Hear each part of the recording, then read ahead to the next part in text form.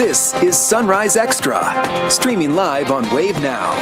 Good morning. Those kids are JCPS getting up. They've got to head back to school today. Some schools on a delayed schedule because of that snow still on the ground. But yeah, you still get to enjoy it. Traffic conditions, though, not bad for me this morning at all. So much big better than improvement. yesterday. Yeah. Huge, yeah. And you got to love it. The kids that had the day off yesterday, at least they had something to go outside and do, sledding or putting that snowman together. It was a great day to get outside and do that. Yeah, I watched one kid just casually strolling through the neighborhood, and I was like, you do you, kiddo.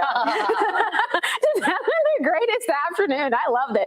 For those of you heading out this morning, we're dealing with wind chills in the teens and the low 20s. So this is what you want to dress for, these cold wind chills. And we're seeing that a little bit more so in areas where we have that snow on the ground. But your actual temperatures are in the low to mid 20s in most spots, a little bit warmer for those of you south of the parkways where there's just not as much of that snowfall on the ground right now. But either way, everybody's cold and everyone has the clouds overhead to start off your Wednesday. Now we're going to keep those clouds around through the morning, and then we'll try to add in some peaks of sunshine for later on this afternoon. We'll watch to see how much clearing actually happens. But either way, we're looking at highs later on today, only in the low 30s. Rob. Okay, Tawana, sounds so great. And at 7:01, good morning to you. Hopefully a smoother start for your morning than it was yesterday for you. Zero crash report right now, and that's a good thing. We're keeping an eye on your drive times right now, and they look great. We're talking about 10 minutes or under on 65. The Shepherdsville to Snyder down there at the bottom of the screen. Yesterday, that was up to almost 49 minutes at one point, so certainly a much more clear path to travel today. Looking at the big picture, the traffic cameras looking great up there. Look up there in that left corner of 65, just south of Elizabethtown. How beautiful is that? Just that natural seascape out there of snow kind of leaving its mark behind. But again, you're going to watch the patchy ice and certainly the overpasses and bridges. Those always tend to freeze over quickest. So make sure that you give yourself extra time out there. Also, by the way, starting today, you will have to plan your drive around lane and ramp closures on the Gene Snyder. Work, by the way, is scheduled to begin at 7 p.m. and continue through Thursday at 3 p.m. Now, during this time, the right lane of the Gene Snyder, it's going to be closed from Greenbelt Highway to the bridge over the railroad near Bethany Cemetery. The Dixie Highway on-ramp to the Snyder also is going to be closed during that time. The closures are for crews to repair concrete slabs. Shannon? Thank you. We've now learned two families who lost a loved one in the aftermath of the deadly UPS plane crash are planning to file wrongful death lawsuits. The lawsuits are expected to be filed today. Wave News reporter Kirsten Foote joining us now with what we know so far. Kirsten. Now, Shannon, Olivia, the lawsuits claims negligence against several companies, including UPS, GE, the engine manufacturer, and VT San Antonio Aerospace Incorporated, the company responsible for certain inspections and maintenance before the crash.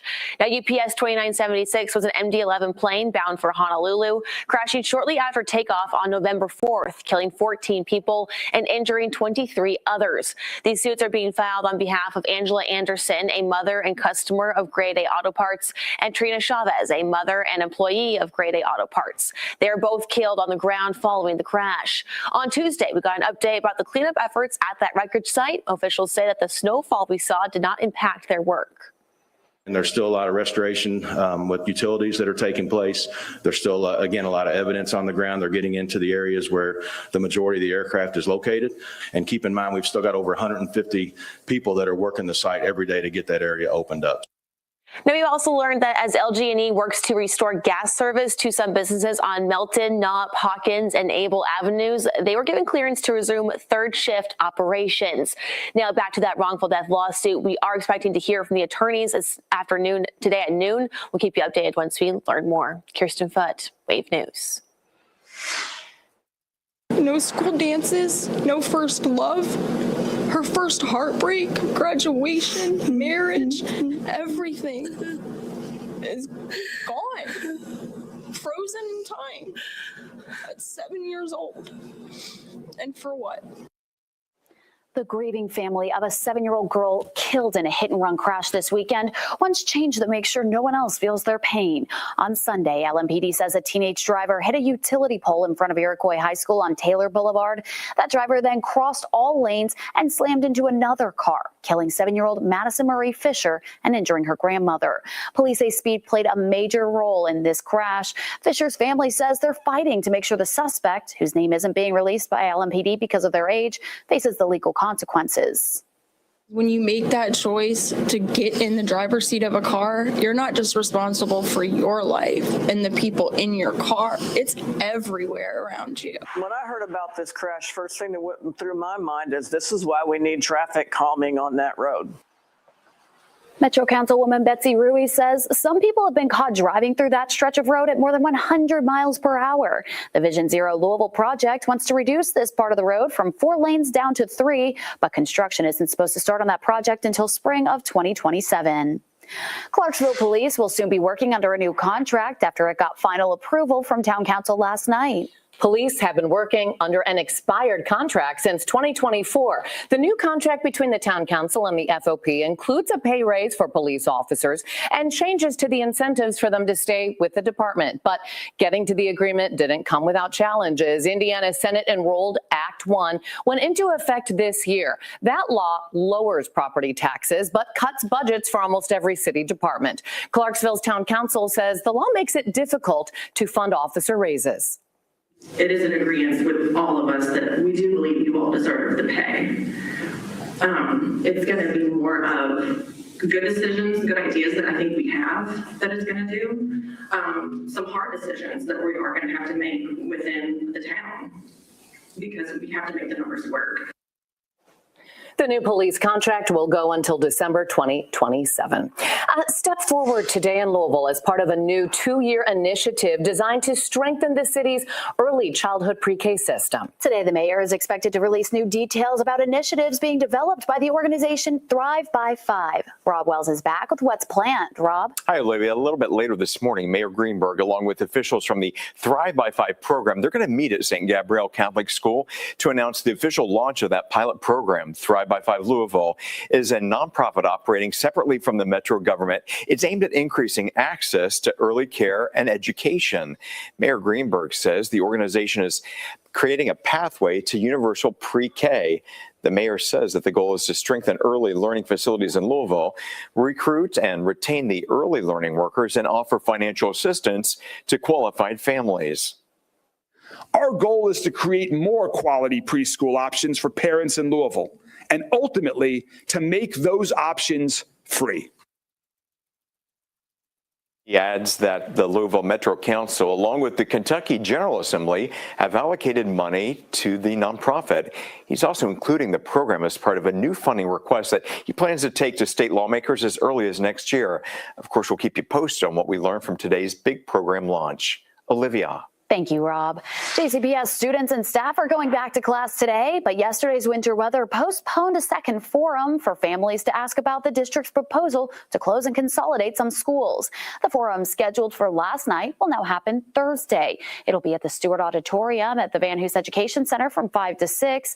There's a meeting tonight, though, at the Academy at Shawnee, also starting at 5.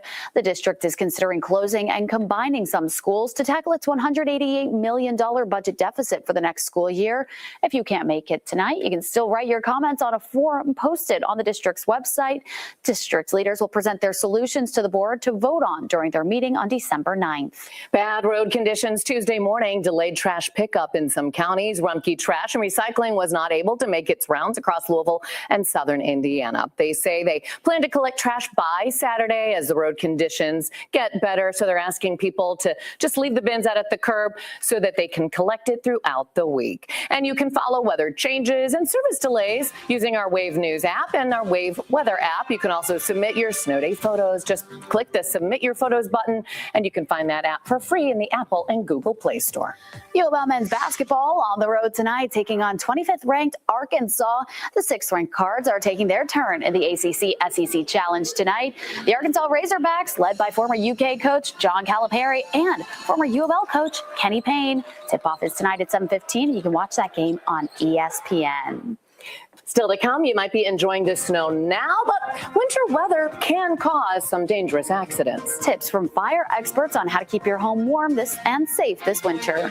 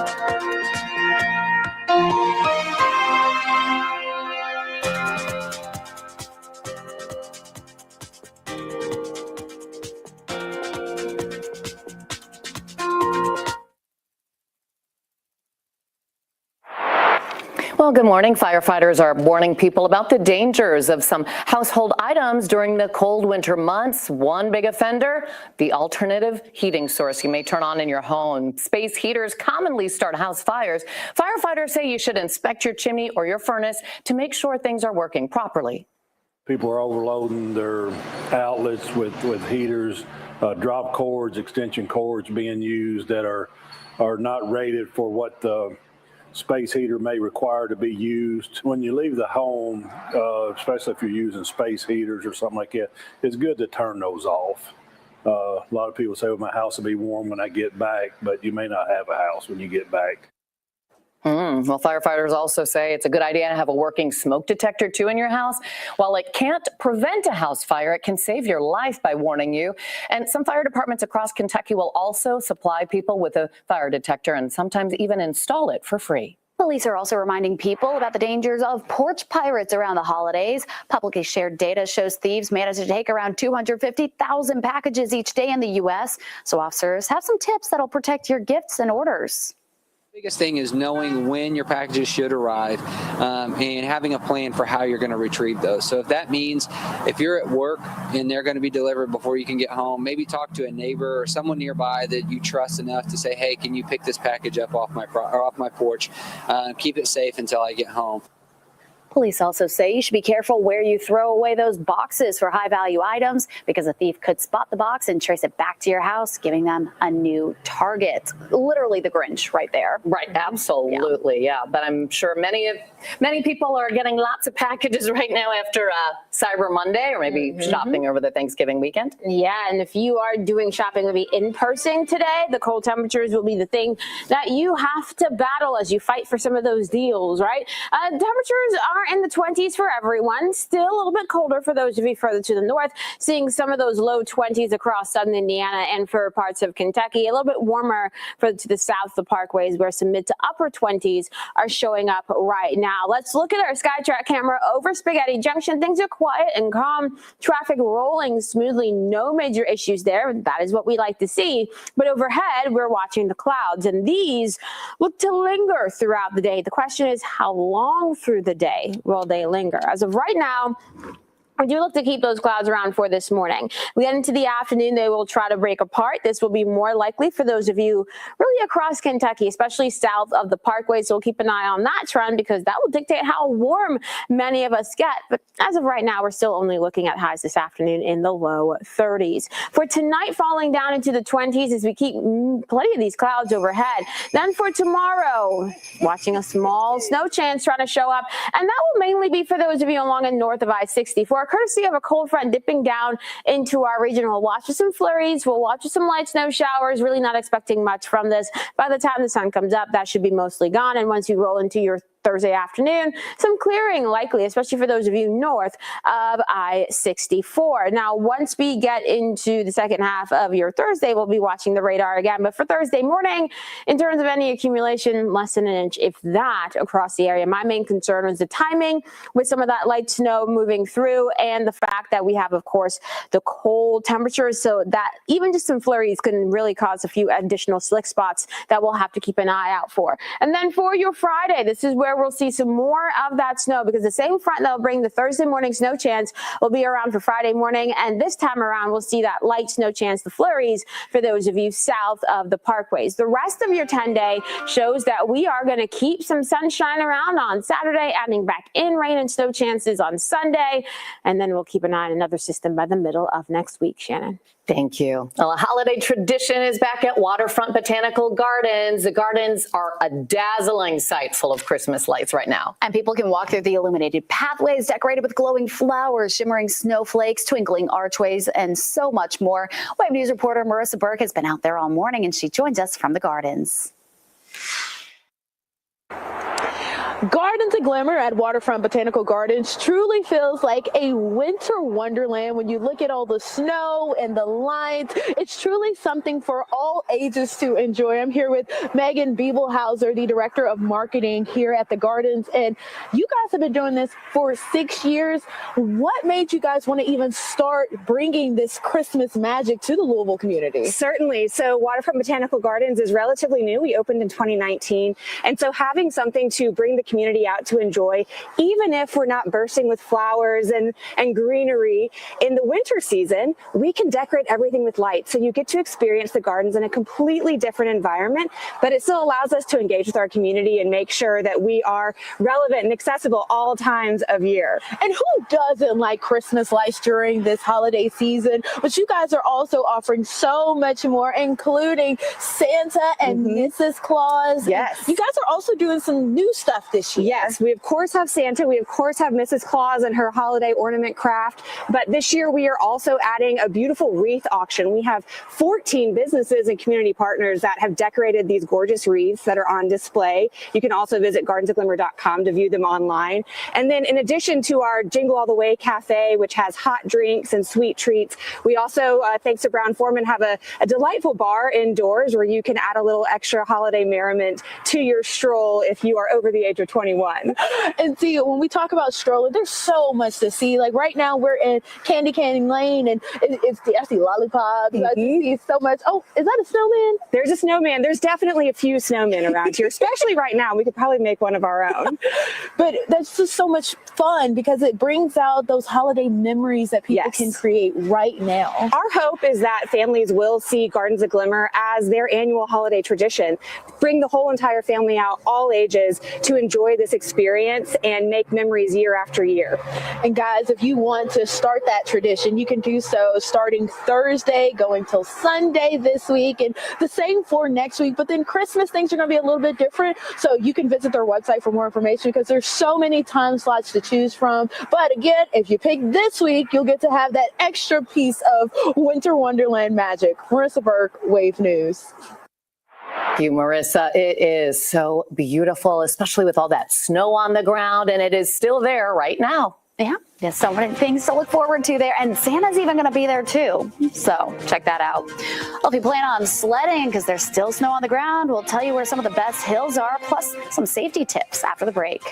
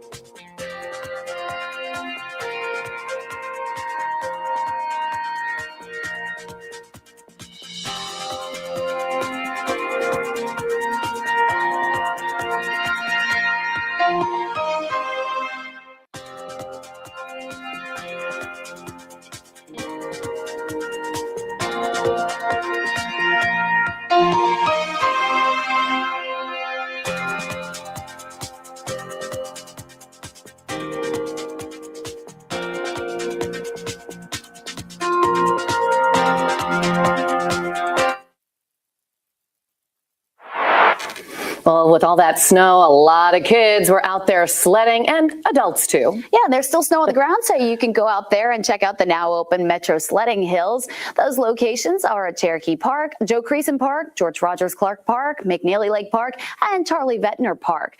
Those who want to take part of the fun will need to follow the rules, though, so only park in the regular parking areas. That'll also help keep your vehicle safe from any damage. No alcohol or bonfires are allowed in Metro Parks at any time. Those sledding on the hills will also be sledding at their own risk. Make sure to keep a cell phone handy just in case of emergencies, and pick up any trash you might see out there. So when it comes to actually sledding, though, park officials only want you to use sleds designed for sledding.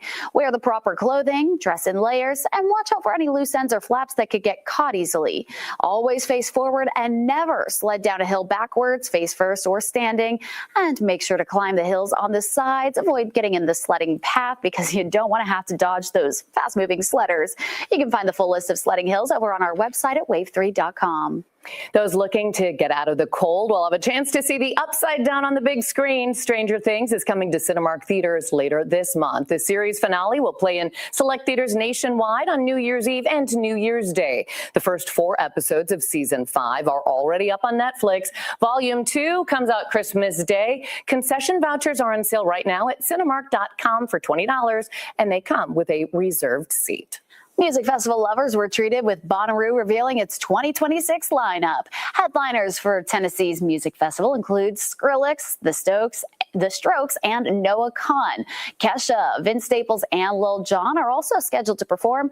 The 4-day event in Manchester, Tennessee starts on Thursday, June 11th. Tickets go on sale this Friday, though. Although Bonnaroo is an annual event, the 2025 festival was canceled because of the major flooding in the area. So organizers say they've made some adjustments to keep severe weather from disrupting the event. And with a great lineup like that, I'm sure people are looking forward to it. Yeah, those are some huge names. Exciting. Yeah. Okay, we'll be right back.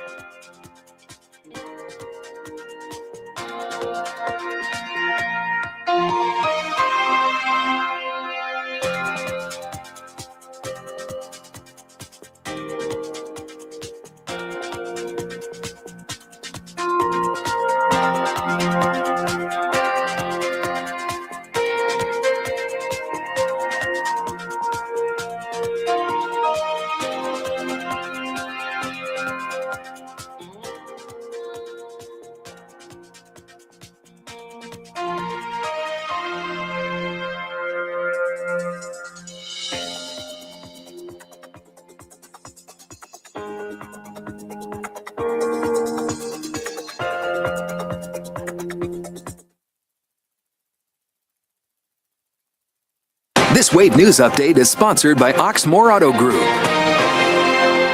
Good morning. I'm Shannon Kogan. To date, 2 families are planning to file a wrongful death lawsuit following the deadly UPS plane crash. These are the first wrongful death lawsuits since the crash November 4th.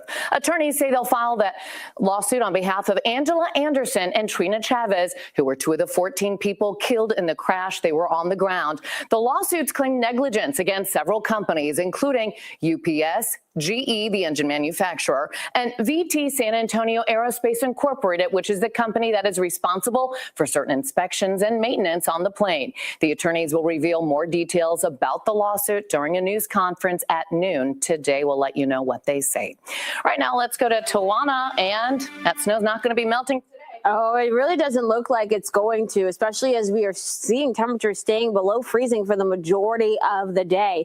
What we're dealing with right now, temperatures in the 20s across our area. Quite a few clouds overhead. We're seeing those showing up on our SkyTrack camera over Bardstown and seeing exactly the same thing showing up as well on our satellite and radar. Now, these clouds look to linger through most of the morning, trying to break apart later on this afternoon. So some peaks of sunshine are possible, but it's mainly just going to keep some clouds overhead still for later on today as we climb into those low 30s for highs. And looking ahead to tomorrow, well, we will see a few flurries flying for your Thursday morning and again for Friday morning as a cold front passes through the region. Rob. Tawana, thanks so much. Things a lot clearer out there today than yesterday. Good morning at 7:28 on your morning commute. This is 65 at the outer loop. A lot of traffic out there, but the good thing, we're not having the tie-ups, the slowdowns, or crashes like we had 24 hours ago this time. You're still going to want to watch your speed out there and give yourself a lot of extra time between you and the other vehicles in front of you. The big picture still looking pretty good. Make it a great and safe morning, everybody.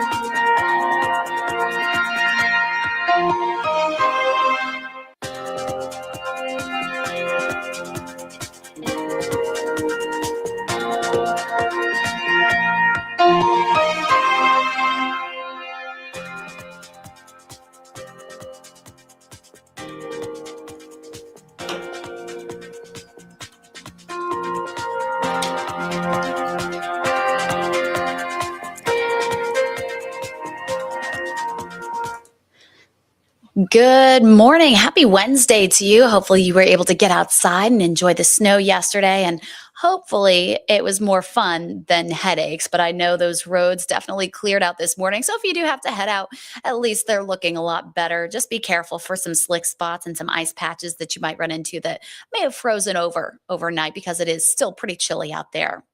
It's been almost a full month since the devastating UPS plane crash. Tuesday, members of a state legislative committee listened as the head of the Louisville Regional Airport Authority praised the response and the people behind it. Wave News reporter David Mattingly was there and learned more. Good morning. I'm Shannon Kogan. The presentation about Louisville's response to the UPS crash only lasted a few minutes. And when it was over, there were no questions from lawmakers, only praise.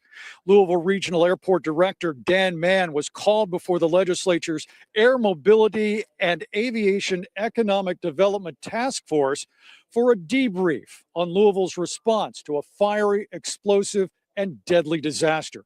He delivered an hour-by-hour account of the extraordinary efforts behind getting the massive fire under control and restoring commercial flights to an airport that had been shut down. What emerged was a story about how people and agencies worked together seamlessly and how so many pitched in to do their part. Everybody knew their place and role, and there was nobody trying to take credit for anything or saying this is my scene. It was everybody there just truly working as a team. And Mann pointed out that there is still a lot of work to do and an NTSB investigation to complete. At the state capitol, David Mattingly. So today, early voting starts in a special election to determine who will fill a seat left vacant in the Kentucky State Senate. This is the District 37 Senate race that includes portions of South Louisville. Today is the start of excused in-person absentee voting. Anyone with an excuse can go to the county clerk's office on East Liberty Street to cast a ballot between 8:30 and 4:30 throughout the day. Other absentee voting dates are still available. There are 3 candidates in this: Republican Calvin Leach, Democrat Gary Clemens, and Libertarian Wendy Higdon. They're looking to fill the seat left open by former State Senator David Yates, who was appointed to be the Jefferson County clerk. The full election day is set for December 16th. Metro Council members have voted to advance legislation to amend the city's existing mask ordinance. It comes after a special meeting of the Public Safety Committee on Monday night. Members voted to advance legislation that would add federal, state, or local law enforcement officers to Metro government's existing mask ordinance that prohibits the use of face masks out in public. The measure was prompted by reports of ICE agents regularly wearing masks while engaging in enforcement activities, concealing their identities during immigration raids. The proposal will move forward for discussion at tomorrow's Metro Council meeting. Another Indiana lawmaker says they've received threats as a debate over redistricting in the state ramps up. Senator Ron Alting, who represents Indiana's District 22, which includes Lafayette, says police contacted him about an anonymous email that had been sent claiming 2 pipe bombs had been put at his old home. Alting says the police told him the family now living at the home confirmed they were aware and safe.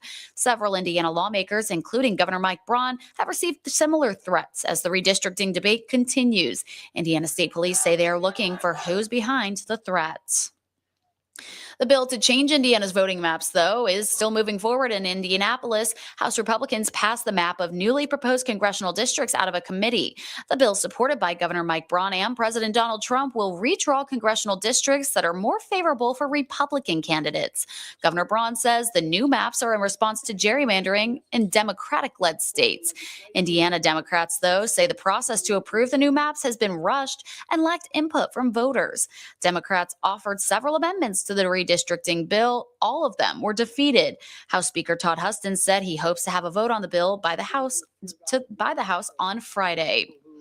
We are now 4 months into Indiana's increased cigarette tax, and now health experts are saying fewer Hoosiers are lighting up. This summer, Indiana implemented the nearly $3 cigarette tax.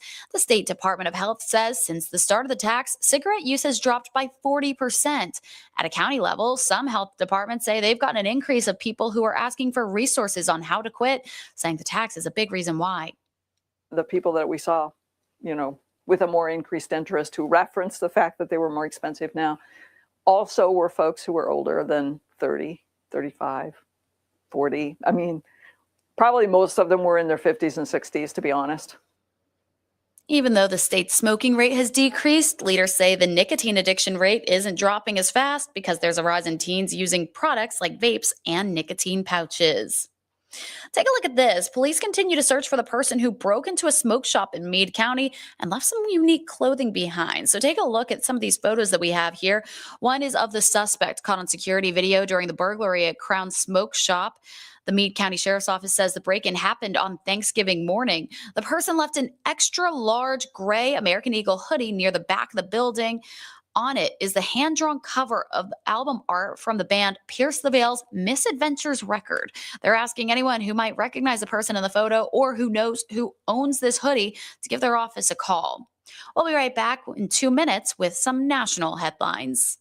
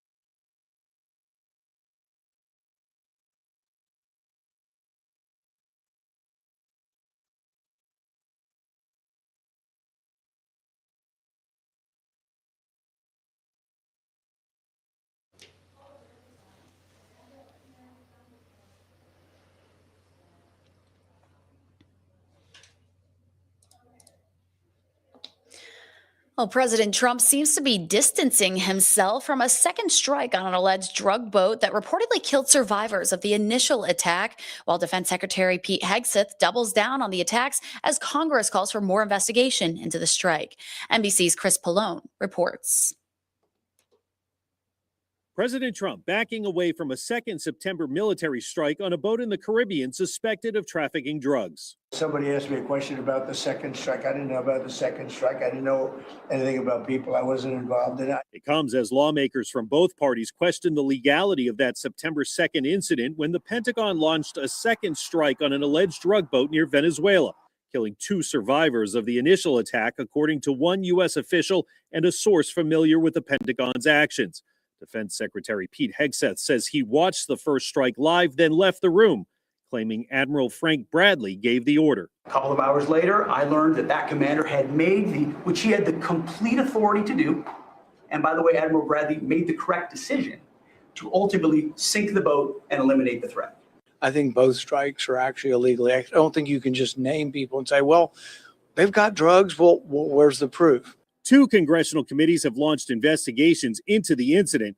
Lawmakers are questioning whether it constitutes a war crime, and if so, who's responsible. Hegseth initially said all of these stories were false, to then 2 days later saying, well, they're not false, but it wasn't me. I'm not sure that's the kind of leadership we're looking for. The defense secretary chalks up the confusion to the fog of war. President Trump insists U.S. strikes on suspected drug smugglers will continue. I want those boats taken out.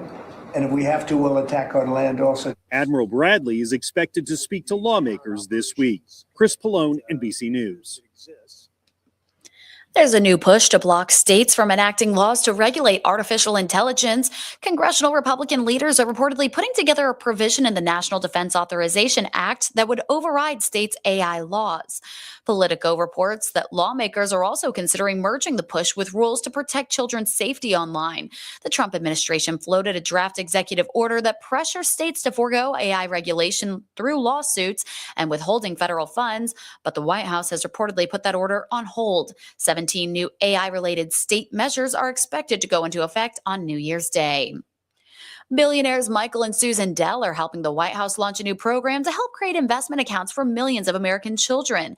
The CEO of Dell Technologies is committing more than $6 billion into the so-called Trump accounts. The Treasury will deposit $1,000 into investment accounts it sets up for American children born between January 2025 and January of 2029. The money donated by the Dells will go to kids 10 years old or younger, but born before 2025. They will be eligible to receive $250 each.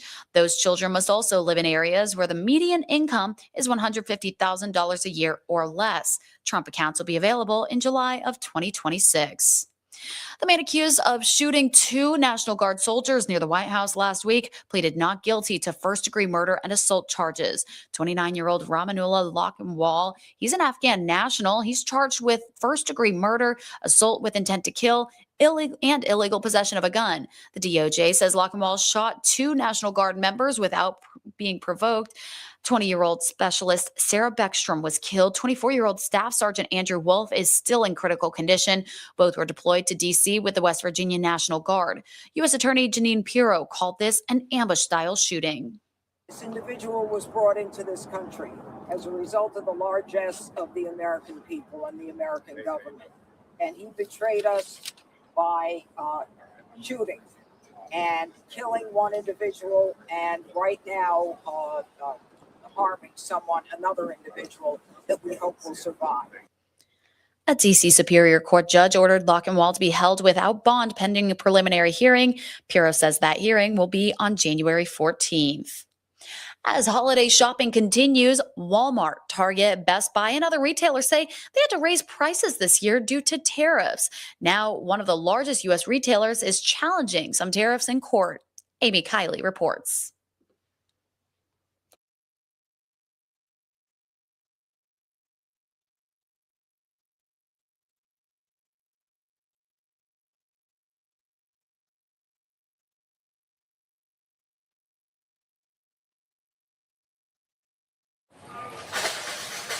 Costco is suing the Trump administration over tariffs. It wants the court to hold that those so-called reciprocal tariffs that the president started imposing on imports back in February, that those tariffs are unlawful. The retailer is making its case in the U.S. Court of International Trade, but a similar lawsuit before the Supreme Court appears to be related. Costco is trying to ensure that if the court rules that those tariffs were unlawful, that it will be in line for refunds. Costco says it's been trying to keep down prices, but says tariffs make that difficult. It imports many items it sells and has to pay any applicable duties on those goods. Some companies have raised prices, many companies haven't. The Trump administration is trying to convince the Supreme Court to let the tariffs stand. The president argues they're good for the country. We're making a lot of money because of the tariffs that are pouring in. Costco's lawsuit comes in the holiday shopping season. The Federal Reserve reports affluent consumers are still buying luxury items, yet spending is declining for low and middle income Americans. There's this fake narrative that the Democrats talk about, affordability. They just say the word. It doesn't mean anything to anybody. It's not a scam. It's the lives that people are leading. I'm Amy Kiley reporting. And Costco has not yet specified how much the tariffs have cost the company, but some experts say other companies may also file suit to try to get some money back if the tariffs are ruled unlawful. Officials in San Francisco are taking legal action against food manufacturers for allegedly making products that cause major health problems. The city attorney's lawsuit includes Kraft Heinz, Coca-Cola, Nestle, and Kellogg. In a statement, he claims those companies are responsible for a public health crisis because of the ways they engineer and market their ultra-processed foods. City officials say a majority of the nation's food supply consists of ultra-processed food items like candy, chips, cereals, and sodas. We'll be right back with some sports headlines in just 2 minutes.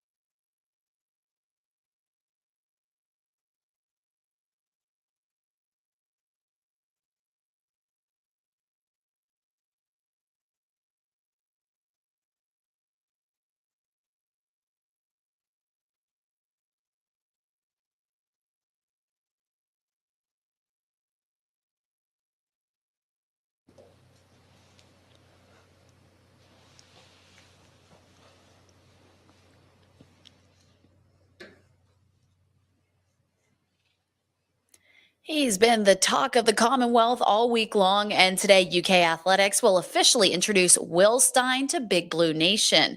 They'll have the press conference at 4 p.m. at Nutter Fieldhouse.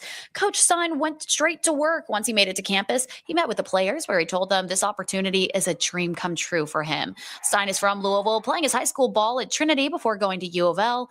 Both of his parents, though, went to UK. His father even played defensive end at Kentucky. Now, Stein is still coaching for Oregon right now. They are expected to make it to the college football playoffs, so Stein will continue to be the offensive coordinator through the end of the season. The UK men's basketball team was back in action late last night, trying to win their first game against a ranked opponent this season. Unfortunately, though, for the Cats, the wait for that first-ranked win continues. The Cats started the game well, taking a 10-4 lead into the first time out, but that lead didn't last too long with a score 31-31 at halftime. In the second half, Kentucky couldn't make a basket for 11 straight minutes as they watched their lead slip away yet again, and that drought seemed to be what killed them. The Tar Heels scored the go-ahead basket with just 18 seconds left. The Cats couldn't respond to it. They lose the game by a final score of 67-64.